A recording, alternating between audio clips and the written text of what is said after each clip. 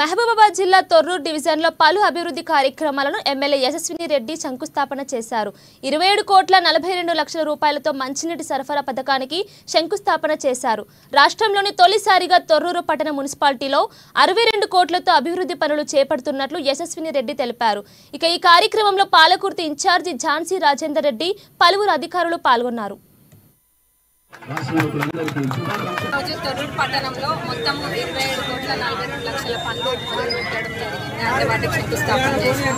ఎంతో సంతోషం ఉంది. ఒక 40 కిలోమీటర్ల దాకా పైప్ లైన్, మరి అట్లనే 3 ఓవర్ హెడ్ ట్యాంకులు, వీటన్నిటికీ కూడా శంకుస్థాపన చేసినాం. మరి ఇవన్నీ కూడా అతి త్వరలో పూర్తయి ఇక్కడ ప్రజలందరికీ ఉపయోగపడతాయని చెప్పి కోరుకుంటున్నాము.